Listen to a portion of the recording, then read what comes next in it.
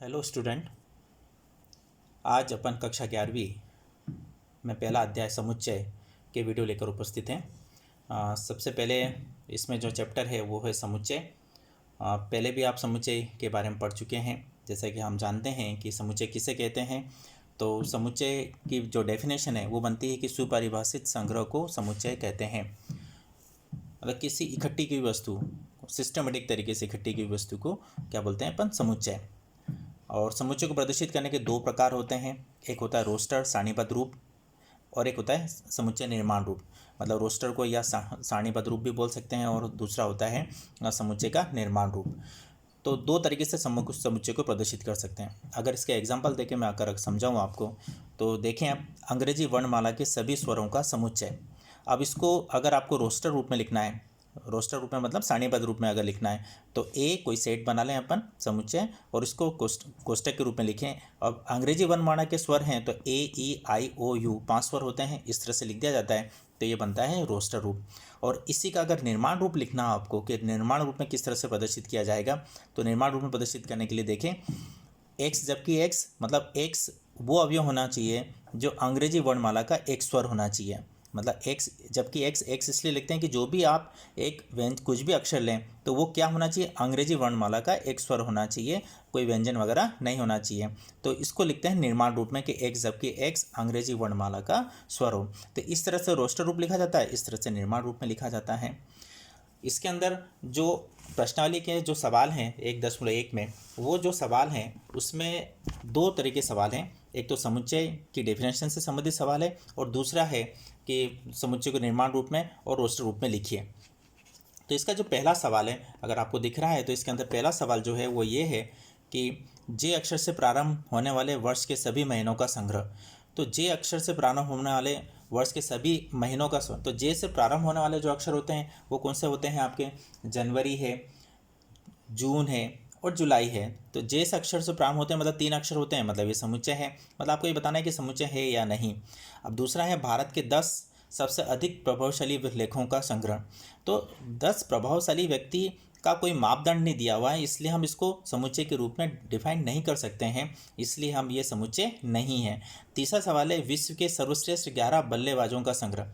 तो क्या अपन 11 बल्लेबाजों का संग्रह कर सकते हैं सर्वश्रेष्ठ, लेकिन इसका कोई मापदंड नहीं है, इसलिए हम कह सकते हैं कि ये समुच्चय नहीं है, नहीं लिख सकते हैं समुच्चय के रूप में।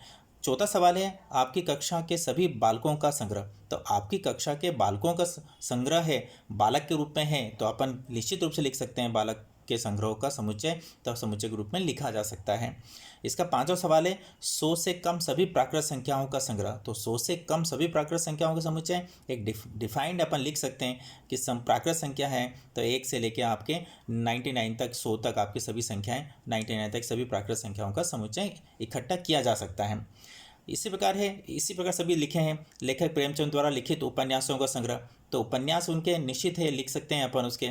दूसरा है सभी सम पूर्णांकों का संग्रह, पूर्णांक संख्याओं का सम संख्या है उसको निश्चित रूप से लिख सकते हैं। तो इस प्रकार के सवाल हैं। इसके अंदर जो दूसरा सवाल है वो ये है कि एक कोई समुच्चय दिया है 1 2 3 4 5 6 और आपको बताना है कि 5 उसका अवयव है या नहीं। तो अवयव यह है या नहीं मैं हल करके बताता हूँ। देखिए एक कोई समुच्चय दिया है 1 2 3 4 5 और 6। एक कोई समुच्चय दिया और उसने बोला कि 2 सदस्य है ए का या नहीं। मतलब अगर 2 सदस्य है तो सदस्य लिख देंगे। अगर मैं बोलूं कि 7 सदस्य है ए का है या नहीं, तो इसको क्रॉस कर दें कि 7 सदस्य ए का नहीं है। मतलब ए जो समुच्चय है उसके अंदर कुल कितने अवयव है, 1 2 3 4 5 और 6, मतलब कुल 6 अवयव हैं इसके अंदर। तो इसके अंदर बताना है कि 4 ए का सदस्य है या नहीं, तो ये सदस्य का चिन्ह लगा दें कि अवयव है कि नहीं, तो 4 अवयव है ए का, ऐसा लिख सकते हैं अपन इसको। तो ये आपका दूसरा सवाल है, इसके बारे में पूछा गया है कि बताइए कि इसका सदस्य है या नहीं।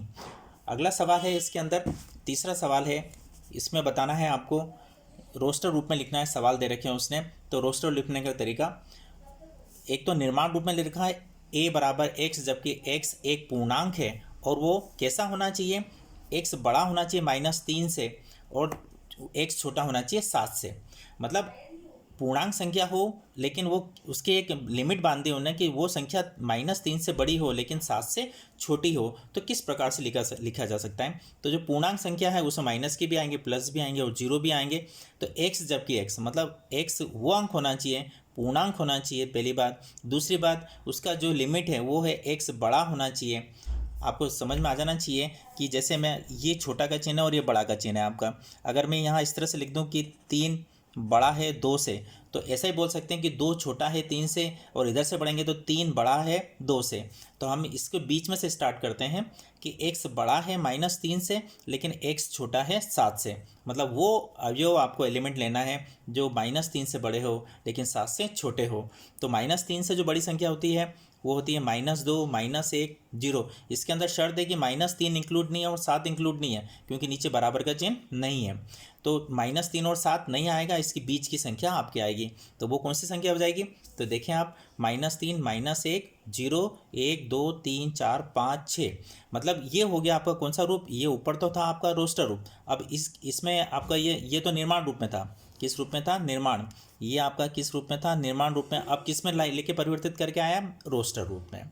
इसका सेकंड सवाल है, x जबकि x संख्या 6 से कम एक प्राकृत संख्या है। तो ये हो गया आपका। अब आपको सारणीबद्ध रूप में लिखना है, रोस्टर रूप में लिखना है, निर्माण रूप में लिखा हुआ है, आप इसको रोस्टर रूप में ले जाना है। तो रोस्टर रूप में कैसे लिखे हैं, उसने स्पष्ट कहा है कि x 6 से कम प्राकृत संख्या। प्राकृत संख्या किसे कहते हैं, ये डेफिनेशन आपके 9th 10th में पढ़ चुके हैं। प्राकृत संख्या 1 से लेकर अनंत तक होती है, 0 इंक्लूड नहीं होता है उसके अंदर, माइनस की संख्या नहीं होती है और 0 नहीं होता है। तो प्राकृत संख्या अंक लेना है 6 से कम। तो 6 से कम कौन से हो जाएंगे, 1, 2, 3, 4, 5। ये हो गया आपका सारणीबद्ध रूप, मतलब रोस्टर रूप, निर्माण से रोस्टर में। तीसरा सवाल है, x जबकि x 2 अंकों की एक ऐसी प्राकृत संख्या है जिसके अंकों का योगफल 8। मतलब प्राकृत संख्या होना चाहिए, मैंने अभी बोला प्राकृत संख्या 1 से लेकर अनंत तक की होती है, और उसने ये कहा है कि उन दो अंकों की संख्या होना चाहिए, लेकिन अगर उन दोनों अंकों को जोड़ते हैं तो योगफल कितना आना चाहिए, 8 आना चाहिए। तो देखें, 1 और 7, 7 और 1 8 हो जाता है, 2 और 6 26, लेकिन दोनों को जोड़ते हैं तो 28 होता है, 35, 3 और 5 35, इनको जोड़ते हैं तो 8 आता है, 4 और 44, तो 4 और 4 8 होता है, 5 और 3 8, 6 और 2 8, 62, 71 और 80।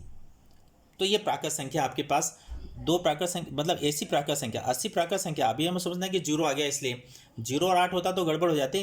तो 80 है आपके पास यहाँ पर, मतलब ये 80 प्राकृत संख्या है, लेकिन उन दोनों को जोड़ते हैं 8 और 0 को जोड़ते हैं तो 8 आता है।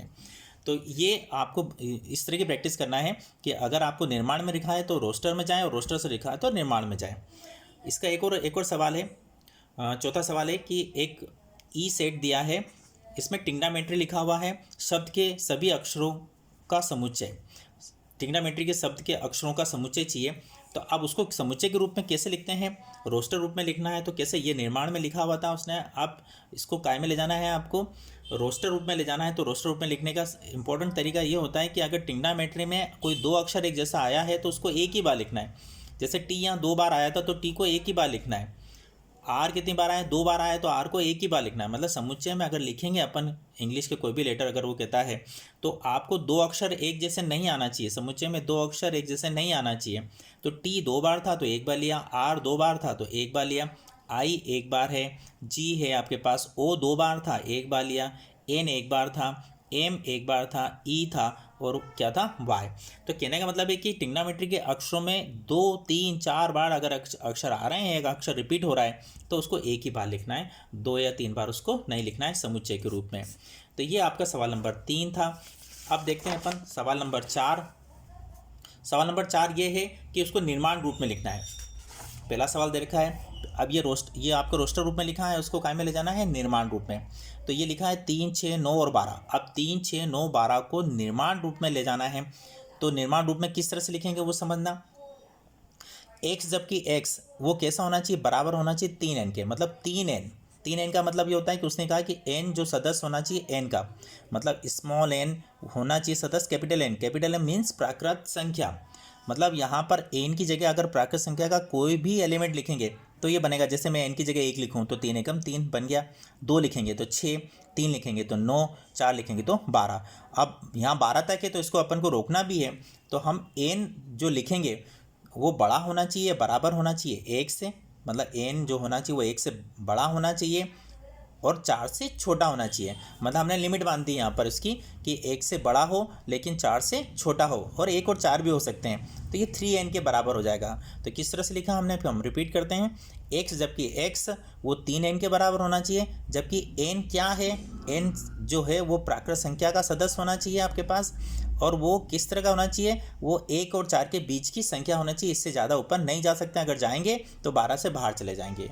इसका दूसरा सवाल था, देखें अपन 2, 4, 8, 16 और 32, तो यहाँ पर इसको किस तरह से लिखें, तो x, जबकि x बराबर है 2 की पावर n। अब 2 की पावर n का मतलब ये हो कि अगर n की जगह आप 1 लिखेंगे तो 2 आ जाएगा, n की जगह 2 लिखेंगे तो 4 आ जाएगा, n की जगह 3 लिखेंगे तो 8 आ जाएगा, n की जगह 4 लिखेंगे तो 16 आ जाएगा, n की जगह 5 लिखेंगे तो कितना आ जाएगा, 32।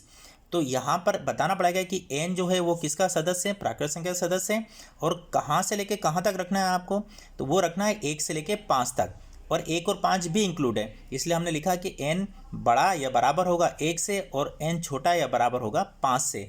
इसको बोलते हैं अपन, किस रूप में लिखा अपन ने, निर्माण रूप में, और ये किस रूप में था, सारणी से। मतलब आपको 2 तरीके से परिवर्तन करना आना चाहिए। पहली प्रश्नावली के सवाल यही है कि रोस्टर से निर्माण में और निर्माण से रोस्टर के रूप में किस तरह से प्रदर्शित किया जा सकता है। हम कल अगले वीडियो लेकर उपस्थित होंगे प्रश्नावली 1.2 के साथ। धन्यवाद।